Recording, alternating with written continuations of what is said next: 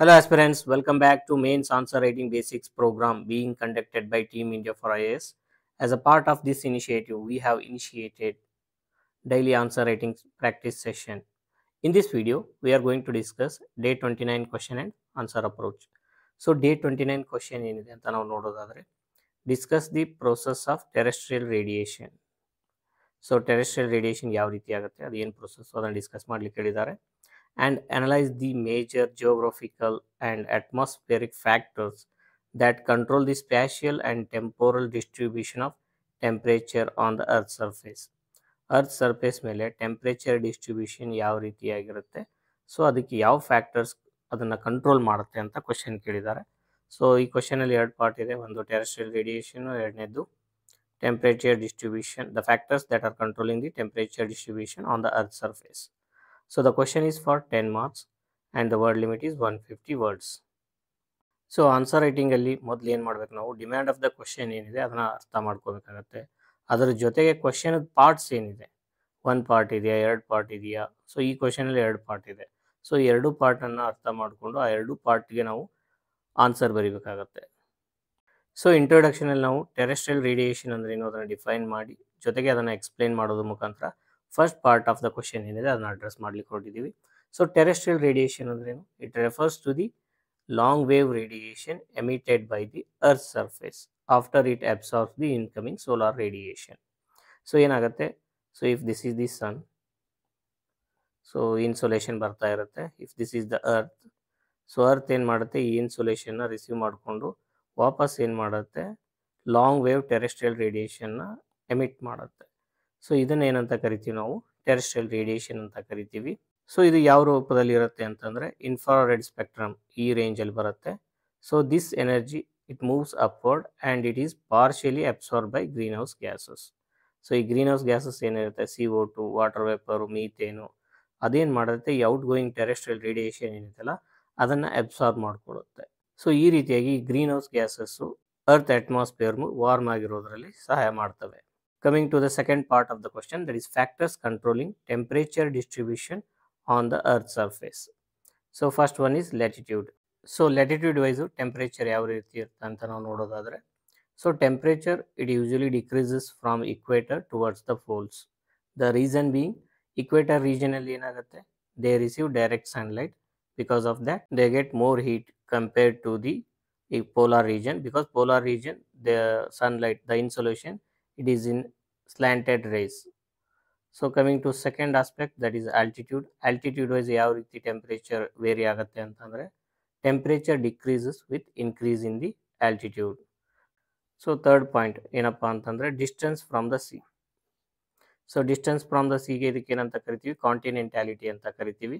So ಯಾವ ರೀತಿ ಒಂದು ರೀಜನ್ ಸಮುದ್ರದಿಂದ ದೂರ ಇರುತ್ತೆ, so that experiences extremes of heat and cold. ಯಾವ ಏರಿಯಾ ಸಿ ಅಥವಾ ಓಷನ್ಗೆ ನಿಯರ್ ಇರುತ್ತೆ, that experiences the moderate temperature. So this is because the thermal inertia of water. So the region, ಇವಾಗ ಇದು ಸಮುದ್ರ ಅಂತ ನಾವು ತೊಗೊಂಡ್ರೆ, ಈ ಸಮುದ್ರದ ನಿಯರ್ ಏನು ರೀಜನ್ಸ್ ಇರುತ್ತೆ, ಫಾರ್ ಎಕ್ಸಾಂಪಲ್ ಮುಂಬೈ ಸಿಟಿ, ಇಂಡಿಯಾದಲ್ಲಿ ಮುಂಬೈ ಇದೆ, we have Mumbai city and we have Delhi year. So Mumbai city ಸಮುದ್ರಕ್ಕೆ ಹತ್ತಿರ ಆಗಿರೋದ್ರಿಂದ, ಸಮುದ್ರದಲ್ಲಿರ್ತಕ್ಕಂಥ ಹತ್ತಿರ ಆಗಿರೋದ್ರಿಂದ ಅಲ್ಲಿ ಏನಾಗುತ್ತೆ ಅಂತಂದರೆ, ಸಮುದ್ರದಿಂದ ಬರೋಂತಹ ಈ ಹ್ಯುಮಿಡಿಟಿ, ತೇವಾಂಶ ಏನಿರುತ್ತೆ ಅದು ಆ ಏರಿಯಾ ಮುಂಬೈ ರೀಜನ್ದು ಟೆಂಪ್ರೇಚರ್ ಏನಿರುತ್ತೆ ಅದನ್ನ ಮಾಡ್ರೇಟ್ ಮಾಡುತ್ತೆ. ಸೊ ಡೆಲ್ಲಿ ಸಮುದ್ರದಿಂದ ದೂರ ಇರೋದ್ರಿಂದ ಇಲ್ಲಿ ಯಾವುದೇ ರೀತಿಯಾದ ತೇವಾಂಶ ಬರದೇ ಇರೋದ್ರಿಂದ ಏನಾಗುತ್ತೆ, Delhi experiences extremes of heat and cold. So ಸಮ್ಮರಲ್ಲಿ ತುಂಬ ಟೆಂಪ್ರೇಚರ್ 44 ಡಿಗ್ರಿ ಸೆಲ್ಸಿಯಸ್ ಶೂಟ್ ಆಗುತ್ತೆ, ವಿಂಟರಲ್ಲಿ -°C, -1 to. ಸೊ ಈ ರೀತಿ ಟೆಂಪ್ರೇಚರ್ಸ್ ಇರುತ್ತೆ ಡೆಲ್ಲಿನಲ್ಲಿ. ಇದನ್ನು ನಾವೇನಂತ ಕರಿತೀವಿ, ಕಾಂಟಿನೆಂಟಾಲಿಟಿ ಅಂತ ಕರಿತೀವಿ.